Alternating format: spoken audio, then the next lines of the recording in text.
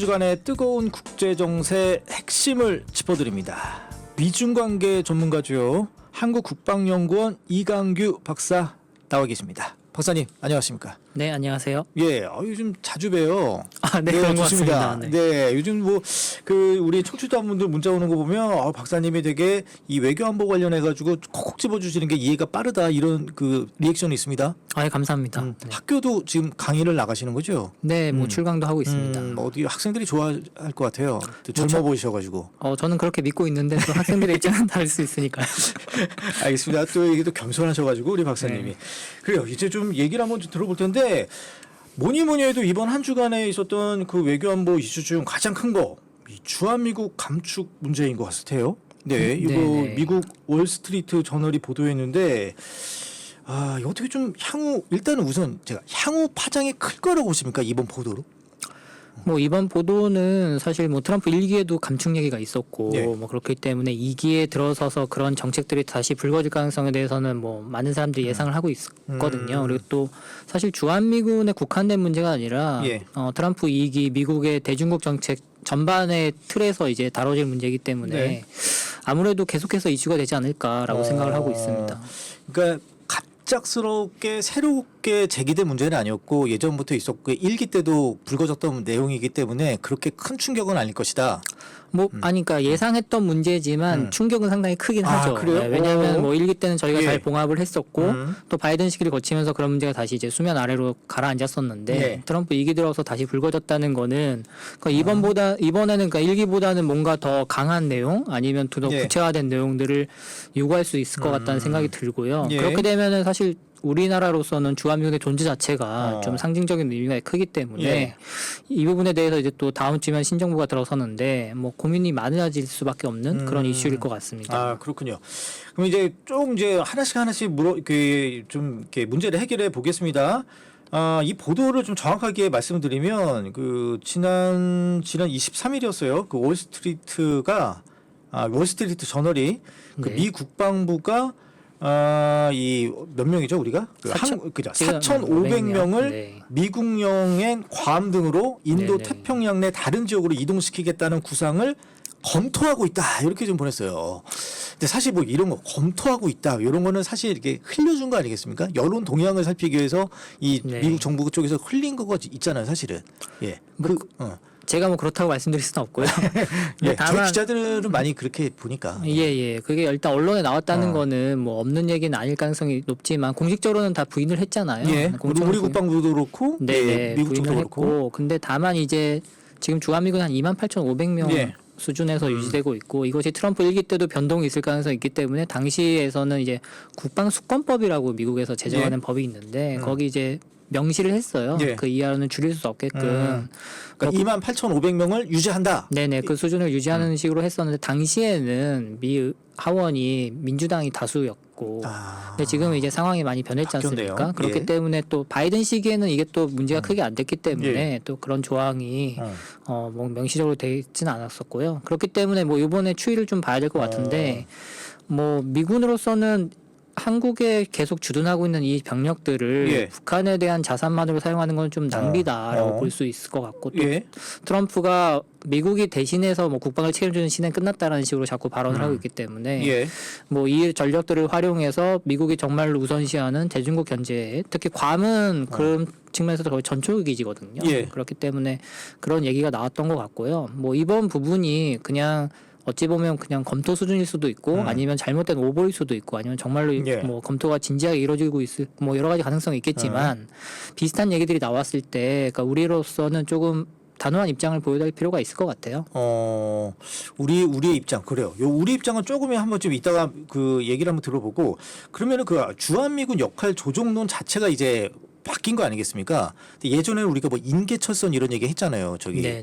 남북 6.25 전쟁 이후에. 네. 근데 지금은 대중항모 얘기, 이따가도 얘기 나오게 되겠지만 우리 한국은 이 중국 앞에 있는 항모와 같다. 그런 얘기잖아요. 그런 개념으로 바뀌고 있는 거잖아요. 네, 그게 사실은 그 주한미군의 전략적 유연성이라고 하는 부분인데 예. 지난 노무현 정부 시기에도 크게 한번 불거졌었고 예. 그때는 이제 미국이 이제 테러와의 전쟁 뭐 이런 것들을 통해서 여러 가지 자산을 순환 배치하는 측면에서 네. 주한미군도 그 틀에서 검토가 들어갔었고 다만 이제 한국에서 굉장한 반발이 있었기 때문에 당시 반기문 외교장관이었죠. 예. 하고 콘돌리자 라이스 미 국무장관 간에 이제 합의가 있긴 했었습니다. 그래서 주한미군의 이제 뭐 역외 분쟁에 대한 투입에 대해서는 한국인이 강하게 뭐 우려를 한다는 측면의 뭐 그런 입장을 미국으로서는 충분히 존중한다. 뭐 이런 식으로 마감이 됐었는데요. 예. 그거는 사실 뭐 법적 합의라고 볼 수는 없고 서로 간에 일단 어떤 외교적인 수사에 따른 봉합이었기 때문에 예. 언제든지 이 주한미군의 활용에 대한 문제들이 불거나올 가능성은 계속 상존하고 있었다고 볼 수 있을 것 같고요. 예. 이제는 뭐 미국의 대전략이 지난 시간에 계속 말씀드린 것처럼 대중국 견제, 대중국과의 경쟁에 있기 때문에 그런 측면에서 미국이 온 전력을 다 투사한다. 모든 자원을 활용한다고 봤을 때는 주한미군도 그 틀 안에는 하나의 자원이라는 거죠. 미국 입장에서는. 예. 그러니까 우리로서는 이 주한미군이 대북 견제, 그러니까 대북 억제에 있어서 굉장히 중요한 자산이지만 미국으로서 봤을 때는 대중국 견제에 필요한 자산이 예. 될 수 있는 측면이기 때문에 그러니까 미국은 이런 쪽에 조금 더 방점을 두려고 옮겨가는 것 같고요. 그러니까 예. 우리로서는 당연히 주한미군의 고정적인 역할, 전통적인 역할인 대북 억제를 계속해서 확고히 해달라라는 예. 측면을 요구할 수밖에 없을 것 같습니다. 아니 근데 우리가 이게 모든 외교 안보 한 국가의 외교 안보는 자국의 이익을 위해서 돌아가는 거기 때문에 미국의 이런 전략이 변경 이게 당연해 보이긴 해요 한편으로. 네, 뭐 그거는 미국의 입장이니까. 그쵸, 미국에서. 네, 예. 그렇게 볼 수도 있을 것 같고요. 뭐 한국의 입장으로서는 뭐 우리에게 이익이 되는 측면에서 주장을 한다면 당연히 주한미군이 있는 것이 우리로서는 대북 억제력뿐만 아니라 예. 사실은 주한미군의 존재 자체가 그 동아시아 전반적인 측면에서 평화의 안정과 유지에 많은 역할을 했었거든요. 예. 뭐 이 부분은 뭐 공식적이든 비공식적이든 뭐 북한이나 중국도 어느 정도는 납득을 하고 있는 부분이기 때문에 네. 여기서 근데 주한미군의 역할 변화가 생긴다라는 거는 비단 한반도뿐만이 아니라 동북아시아 전체의 어떠한 구도를 흔들 수 있는 큰 문제라고 볼 수 있을 것 같습니다. 근데 박사님 이제 이 주한미군의 어떤 감축 얘기가 나왔을 때 제일 많이 나왔던 얘기가 이 한반도의 주한미군 숫자가 줄면 한국의 안보 공백이 생긴다라는 거 아니겠습니까? 그런 얘기들이 많이 나왔죠. 근데 실제로 그렇습니까?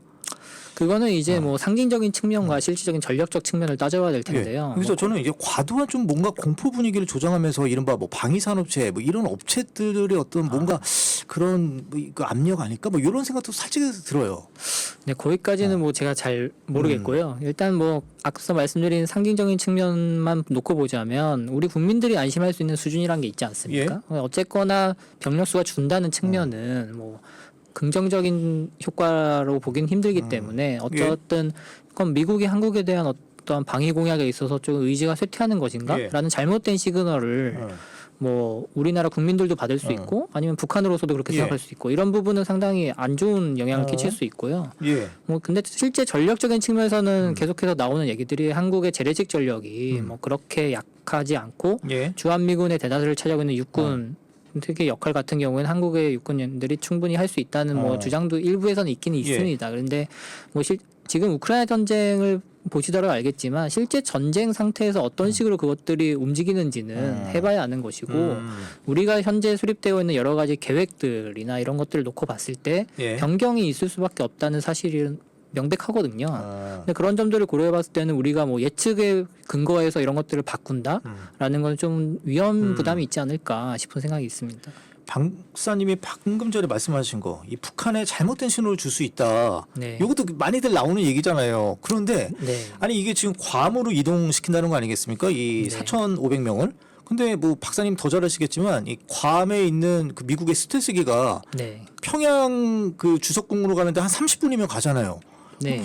그게 큰 문제가 있을까 싶어요. 뭐 주한미군에 주둔하고 있든 이 괌에 배치를 하고 있든 이 스텔스기라든지 이 전략 자산들이 큰 차이가 있어요? 뭐 공군 자산이나 해군 자산이 괌에 있는 거는 뭐 변화가 없을 것 같고요. 사실 주한미군의 아까 말씀한 것처럼 대다수의 구성이 육군 위주로 돼 있고 4,500명을 만약에 뭐 구체적인 숫자가 나오긴 했는데 그런 인력들을 움직인다고 하면 육군일 가능성이 대부분이거든요. 뭐 그렇게 시간이 걸리겠네요, 따진다면 그건.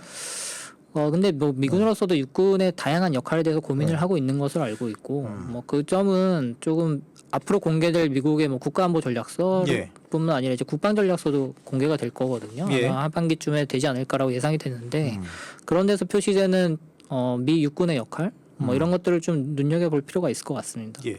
아니, 그러면 지금 한반도 내 주한미군 수가 28,500명. 그 정도 수준을 유지하는 예. 것으로 돼 있죠. 그러면 이거 박사님 보시기엔 지금 이게 적정 수준이라고 보세요? 아니면 약간 좀 오버됐다고 보세요? 뭐 제가 그렇게 정량적인 평가를 내릴 수는 없을 것 같고요. 아까 말씀드린 것처럼 지금 현재 주한미군의 그 수준이라는 숫자는 어떤 정량적인 능력을 평가하기보다는 상징적인 측면이 조금 더 강하기 때문에 우리 이만큼 많어. 너희들 넘어올 생각하지 마. 이런 거예요? 그렇죠. 미군의 해외 주둔 규모로 봤을 때는 상당한 주일미군과 더불어 이제 상당한 규모이기 때문에 예. 그 규모 자체에 변동이 있다, 없다 이 부분이 더 중요한 것이지 그 숫자가 그럼 정말로 유의미하냐, 예. 그 숫자가 맞는 것이냐를 또 놓고 논쟁을 하게 된다면 거기는 또 다양한 이견들이 네. 존재할 수밖에 없을 것 같습니다. 근데 일각에서는 이 트럼프 미 대통령이 이 김정은 북한 국무위원장을 이 북핵 협상 테이블로 좀 데려오기 위한 뭐 미끼 작업 아니야? 뭐 이렇게 얘기하시는 분도 계세요. 이건 어떻게 보세요? 근데 그것도 뭐 여러 가지 대북 접촉의 시그널로 활용이 될 수는 있을 것 같긴 한데요. 뭐 개인적으로 제가 봤을 때는 뭐 저는 대북 전문가는 아닙니다만 그 트럼프 대통령이 주한미군을 거론하면서 북한의 어떠한 움직임을 끌어낼 필요가 현 단계에 있을까라는 생각이 좀 들고요. 예. 그거보다는 대북용이라기보다는 어떤 아까 말씀드린 것처럼 대중국용이라는 틀 안에서의 어떤 메커니즘이 돌아가고 있는 것이 아닌가라고 보고 있습니다. 예, 예. 알겠습니다. 그럼 이 주한미국 감축 문제는 여기까지 좀 얘기를 한번 좀 들어봤고요. 아니 지금 트럼프 미국 대통령 얘기 또 좀 해야 될 것 같습니다. 이 네. 최근에 그 미중 간의 어떤 그 통상 문제 이런 거를 얘기해주기 위해서 네네. 이 대만의 통일 관련된 발언이 나와서 좀 논란이 됐습니다. 네, 이것도 한 2주 전이었던 것 같은데요. 예. 그때 미중 간의 무역 합의 협의가 있지 않았습니까? 예. 그때 그 결과를 이제 설명하면서 트럼프 대통령이 통일이란 말을 사용하는 바람에 조금 일각에서 이슈가 됐었는데 통일이란 중국과 대만 간의 통일을 말하는 거죠? 그 예. 뉘앙스 상으로 봤을 때는 그건 아니었던 것 같고요. 그래요? 그러니까 제가 뭐 거기에 대해서도 이것이 뭐 혹시 모종의 미국과 중국 간의 대만을 놓고 무역 협상 와중에 어떤 얘기가 있었던 것이 아닌가라는 추측들도 있습니다만 뭐 그것까지 알 수는 없지만 트럼프 대통령의 평소 발언 같은 것들을 놓고 봤을 때는 단순한 말실수가 아니었을까라는 생각이 좀 말실수로 드는데요. 네. 보세요. 왜냐하면은 통일이 이제 영어로 표현했을 때 유니피케이션이라고 예. 얘기를 했는데 그 전에 이제 트럼프 대통령이 트럼프 1기 때도 미중 간의 무역 합의가 있었거든요. 예. 근데 그거에 비추한 경험을 얘기할 때 유너티라는 표현을 또 사용을 합니다. 근데 유너티라는 것도 뭐 우리나라 말로 번역할 때는 단합도 되고 뭐 통합도 되고 연대도 되고 뭐 여러 가지 되는데 뭐 통일이라는 뉘앙스도 있고요. 예. 근데 이런 얘기를 하는 와중에 이제 뭐 유너티에 대해서 얘기를 하다 보니까 단어 사용에 있어서 이제 비슷한 맥락인 통일, 유니피케이션을 거론한 것이 아닌가라고 예. 생각이 들고 뭐 이 얘기가 나오자마자 이제 미국 NSC나 여러 채널을 통해서 즉각적인 부인을 했었고요. 네. 대만에 대해서 그런 논의를 한 적이 없다라고 했었고 다만 이제 그런 일각의 우려가 불거졌던 거는 이제 예. 그 통일이란 말만 사용했으면 단순한 해프닝인데 네. 이제 평화라는 말을 같이 사용하는 바람에 이제 좀 아니 그럼 무역 합의를 하는데 평화라는 얘기가 도대체 왜 나오는 거냐 뭐 이렇게 흘러갔을 것 같은데 이것도 마찬가지로 이제 그 어구를 평소에 이제 같이 사용하다 보니까 평화와 통일 뭐 이런 식으로 사용하다 보니까 조금 불거졌던 해프닝이 아닐까 생각이 듭니다. 그래요. 아니 그러면 또 이제 중국 반응이 궁금했는데 이게 확인해 보니까 국제사회가 대만 독립에 반대하고 중국의 통일을 지지해 주길 바란다 이런 입장을 냈어요. 어떻게 좀 사전 교감이 있었다고 해야 되는 겁니까? 네, 뭐 대만 문제를 담당하고 있는 대만상무판공실이 바로 그렇게 입장을 발표했는데 예. 뭐 사전 교감이라기보다는 앞서 말씀드린 것처럼 뭐 트럼프 대통령의 단순한 말실수라고 본다면 중국으로서는 그냥 이 기회를 활용해서 뭔가 자신들이 국제사회에 계속해서 주장했던 바를 좀 얹어서 얘기한 것이 아닌가라고 생각이 들고요. 뭐 일단 그 협상단의 면모를 보더라도 대만 문제를 얘기할 수 있는 사람들인가? 라고 생각이 들었기 때문에 뭐 앞서 말씀드린 것처럼 그냥 해프닝에 얹어진 그러니까 중국의 어떠한 기회 활용 뭐 이런 측면으로 볼 수 있지 않을까 싶습니다. 근데 이 박사님 보시기에는 이 양안 문제, 그러니까 중국과 대만 간의 물리적 충돌 가능성, 그 높습니까? 아니면 그냥 막연하게 그럴 가능성이 있겠지입니까? 이제 그거 상당히 어려운 문제인데요. 왜냐하면은 비단 그게 대만의 국한의 문제도 아니고 또 한반도까지도 영향을 미칠 수 있는 앞서 이제 말씀하신 그런 주한미군의 역할과도 다 연계가 되는 문제들이라 예. 사실 대만에서의 어떠한 분쟁 가능성이 없다라고 하면 이 문제들이 다 그렇게 고민할 문제는 아니지만 네. 저희처럼 이제 국방과 외교 안보를 고민하는 사람들은 좀 최악의 상황을 많이 상정을 해서 예. 이제 접근을 하는데 예.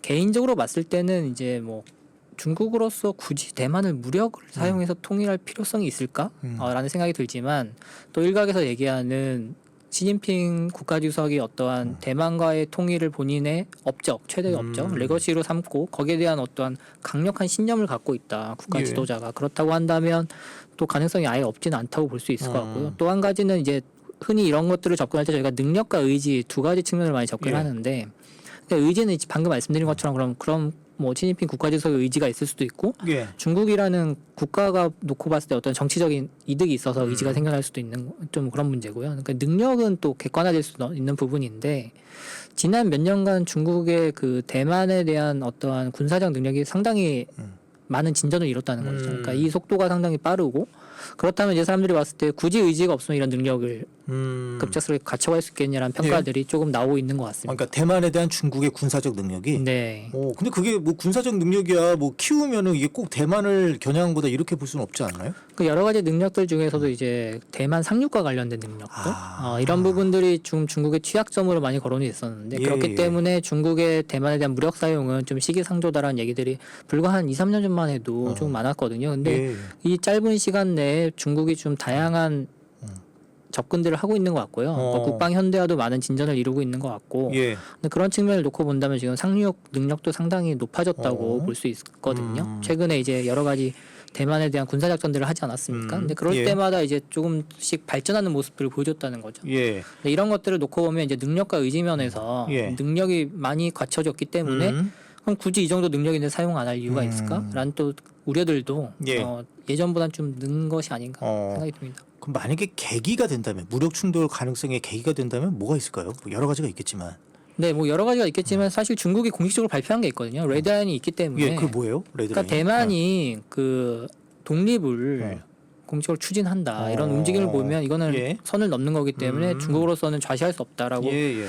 몇 가지 이제 그 관련된 레드라인을 밝힌 것들이 있기 때문에 예. 그 부분에 있어서는 뭐 미국이나 중국이나 대만이나 다 잘 알고 있을 것 같고 그럼 그 선을 넘었느냐라는 또 판단의 문제. 예. 그러니까 좀 애매한 부분이 있는데 그 부분에 있어서 이제 만약에 중국이 정말로 대만에 대한 어떤 무력 조치를 해야겠다고 한다면 나름대로의 정당성을 거기서 찾겠죠. 예. 그러니까 본인들이 판단했을 때는 이건 선을 넘은 것이다. 예. 이렇게 주장할 것 같습니다. 그럼 관련해서 하나만 더 여쭤보면 이 양안 무력 충돌 가능성 네. 요걸 그 미중 간 패권 다툼으로 생각을 합니까? 미국 입장에서는? 그러니까 이 양안의 무력 충돌은 걔네들끼리 둘이 하는 뭐 별개의 문제야라고 보시는지 아니면 이 무력 충돌을 통해서 이 미국의 패권에 도전하는 행위야라고 미국 쪽은 생각을 합니까? 당연한 도전 행위라고 보고 있을 예. 것 같고요. 미국이 개입을 하게 될 테니까. 네, 왜냐하면은 뭐 사실 뭐 미국의 개입에 대해서도 의견이 좀 분분하긴 한데 예. 일단 대만 아까 사회자님께서 이제 한국이 그 중국 앞에 있는 항공모함이란 발언을 주한미군 사령관이 했다고 하셨는데 예. 사실 이 발언은 메가더 장군이 예전에 대만에 대해서 사용한 표현이거든요. 가라앉지 않는 항공모함. 그러니까 예. 대만은 중국에 떠 있는 가라앉지 않는 항공모함이라고 예. 했는데 대만을 만약에 중국이 무력으로 통일해서 중국의 복속이 된다라고 했을 경우에는 예. 중국이 추진하고 있는 여러 가지 해양 전략에 있어서 뭐 도련선 전략이란 것들이 있는데 뭐 예. 일반 청취자들께서도 뭐 들어보셨을 것 같긴 하지만 중국의 태평양 진출이 확 넓어지거든요. 그러니까 미국은 태평양에서의 미국의 어떠한 우세가 많이 후퇴할 수밖에 없습니다. 그렇기 때문에 미국으로서는 대만이 상당히 중요한 문제가 되는 예. 거고요. 또 뭐 미국과 중국을 대하고 다른 국가들이 봤을 때도 대만을 놓고 어떤 미국과 중국의 무력 충돌을 했다라는 예. 거는 사실은 승패가 나오거든요. 그러니까 다른 누가 이겨요? 전 잘 모르겠는데. 저도 잘 모르겠습니다. 저도 잘 모르겠지만 미국이 개입하면 그래도 만만치 않지 않을까 생각 들기도 하는데 그렇지 않아요? 뭐 현재로서는 뭐 군사적인 측면만 놓고 보면 여전히 미국의 우위를 보시는 분들이 조금 더 많지 않을까라고 저는 추측을 하는데 예. 뭐 아시는 것처럼 중국은 모든 전력을 다 쏟아부을 수 있는 거고 미국은 모든 전력을 다 쏟아부을 수는 없는 거지 않습니까? 다른 쪽에 전쟁을 하고 있으니까. 네, 집중할 수밖에 없는 인태 지역에서의 전략 동원의 문제가 되는데 뭐 이것도 있고 또 한 가지는 이제 미국은 또 여러 가지 동맹국들도 있는데 중국은 과연 그럼 동맹국들이 있느냐 뭐 이런 문제도 예. 좀 복잡한 판단이 들어가는 문제이긴 하지만 중요한 것은 어쨌거나 중국이 대만에 대해서 무력을 사용했을 경우에 예. 그 사용이 성공했냐 실패했냐는 명확하거든요. 근데 그렇게 된다면 이제 뭐 다른 국제사회가 봤을 때 미국과 중국의 힘의 우위가 어느 예. 쪽으로 기우는지는 뭐 드러날 수 있는 하나의 징표가 될 수 있어서 그런 측면에서 양국이 절대 물러설 수 없는 그러한 흔히 저희가 얘기하는 열점 예. 플래시 포인트라고 하는데 그런 열점이 대만이라고 생각을 하고 있습니다. 아, 그렇군요. 알겠습니다. 요 저는 사실 대만 문제는 그냥 한 귀로 듣고 한 귀로 흘렸는데 재밌네요. 이런 문제도 남의 얘기라서 그런가요? 이제는 남의 얘기가 아닐 수도 그럴 수 있어서 있겠네. 예. 알겠습니다. 그럼 요거 이제 마지막으로 요 질문 요 주제 하나만 더 보죠. 최근에 이 러시아 중국 간의 정상회담을 통해서 북한과의 두만강 이용 협의가 언급됐다. 그래서 중국의 동해 진출 가능성이 제기된다고 하는데 이거가 원래는 작년에 이 푸틴하고 시진핑과의 정상회담을 통해서 처음 나왔던 얘기가 이번에도 또 나온 거예요? 그러니까 뭐 당시에 처음 나왔는지는 제가 좀 확인을 해봐야 예. 되는데 뭐 작년에 나왔던 건 맞는 얘기고요. 예. 그러니까 올해 나왔던 얘기는 조금 더 구체화돼서 이제 광역 두만 계획을 언급을 했는데, 그러니까 광역 두만 계획은 사실 우리나라도 참가국이거든요. 예. 거기 참가를 해서 이제 개발을 해서 이제 뭐 나오겠다라는 얘기고 중국이 동해로 진출하겠다는 의지는 예. 상당히 오래됐습니다. 왜냐하면 중국으로서는 그 원양 큰 바다로 진출할 수 있는 길목이 별로 없는데 뭐 아시는 것처럼 남중국해, 동중국해를 통한 이제 그쪽이 하나의 루트가 있고 만약에 동해를 이용할 수 있다면 정말로 뭐 동해에서 태평양까지 또 예. 동해에서 북극까지 갈 수 있는 중요한 루트이기 때문에 예. 중국으로서는 계속해서 노력을 기울여 왔고요. 다만 이제 거기가 접경 지역이 러시아와 북한의 예. 그 영유권이 있기 때문에 예. 중국이 할 수는 없고 이 두 쪽에서 양해를 해줘야 되는 부분인 거죠. 근데 최근에 러시아와 중국 간의 성명을 보면 이제 러시아는 어느 정도 전향적인 입장에서 약간 지원하는 모양새를 보이고 예. 있고 이제 북한이 좀 문제가 될 것 같습니다. 그럼 이제 방금 말씀하신 대로 러시아는 그래 뭐 중국이 원하면 그래 해줄 수 있어 이런 입장이 있고 그럼 북한 쪽에서는 이거를 일종의 그 중국과의 어떤 협상이 있을 때의 어떤 레버리지로 활용할 수도 있잖아요. 그렇죠. 뭐 앞서도 말씀드렸지만 제가 뭐 북한 전문가는 아닙니다만 네. 이 국가 간의 관계를 놓고 보면 중국이라는 나라가 뭐가 큰 수단을 하나 얻을 수 있다는 건 러시아 입장에서도 그렇게 달가운 건 아니고 또 북한 입장에서도 또 그렇게 달가운 건 아니고 예. 근데 뭐 우호적인 관계여서 이게 서로가 윈윈할 수 있는 관계라면 상당히 좋겠지만 중국의 동해 진출이 뭐 경제적인 측면을 떠나서 예. 군사적인 측면까지 고려한다면 양국 간에 있어서도 뭔가 중국이 여기를 완전히 너무나 중요시하는 뭐 핵심 이익적 측면에서 본다고 한다면 그렇게 뭐 경제적인 이익만 안겨준다기보단 양국에서도 부담을 많이 느낄 수밖에 없는 그런 사안이거든요. 예. 그렇기 때문에 여태까지 많은 진척이 이루어지지 않았던 것이고 그래서 앞으로 이 삼국 간에 좀 밀고 당기기가 예. 좀 많이 이루어지지 않을까라고 생각이 듭니다. 근데 중국이 이제 동해 쪽으로 나간다. 이거 당연히 미국도 예의주시할 거 아닙니까? 맞습니다. 그러니까 미국으로서는 사실 아까 말씀드린 것처럼 중국의 그런 태평양 진출을 밑에 쪽 남중국해, 동중국해에서만 틀어지면 예. 어느 정도 다 막을 수 있는 거고 동해 쪽은 이미 뭐 지형을 보시면 알겠지만 일본이 이렇게 쭉 펼쳐져 있기 때문에 예. 그 좁은 통로만 지키면 되는 상황이에요. 또 동해는 우리나라도 있고 일본도 있고 그렇기 때문에 뭐 중국이 주도권을 쥘 가능성 은 거의 없었지만 만약에 중국이 그쪽으로 진출을 한다. 예. 그러니까 지금도 뭐 러시아와 연합 연습을 동해 쪽에서 좀 하고 있는데 예. 이런 군사 훈련의 빈도가 늘어난다든가 뭐 이런 측면은 당연히 미국으로서는 또 새로운 위협으로 다가올 수밖에 없을 것 같습니다. 예. 끝으로 요거 좀 간략하게만 좀 설명드릴게요. 요거 중국 정부가 전략적으로 추진해온 두만강을 활용한 북극 항로 개척. 이게 뭔지 좀 살짝만 얘기 좀 해주세요. 네, 그 동해로 만약에 진출하게 된다면 지금 아시는 것처럼 기후 변화로 인해서 북극 항로가 개척되고 있지 않습니까? 예. 그러니까 뭐 빙산이 많이 녹고 있는데 뭐 2030년, 35년 말씀들 과학자들이 많이 하시는데 이쪽으로 진출하게 된다면 물류량에서 그러니까 물류 이동면에서 상당히 유리하고요. 예. 또 한 가지는 아까 말씀드린 것처럼 군사적으로도 중국이 이제 태평양 쪽이 아니라 대서양 쪽으로도 진출할 수 있는 예. 이런 모양새가 갖춰지기 때문에 중국으로서는 직접적인 북극 국가는 아니지만 예. 근북극 국가 뭐 이런 주장을 하면서 상당한 관심을 기울이고 있습니다. 아, 알겠습니다. 아유, 좀 더 얘기 듣고 싶은데 시간이 부족합니다. 네. 네, 알겠습니다. 네, 여기까지 듣겠습니다. 네, 지금까지 한국국방연구원 이강규 박사였습니다. 고맙습니다. 네, 감사합니다.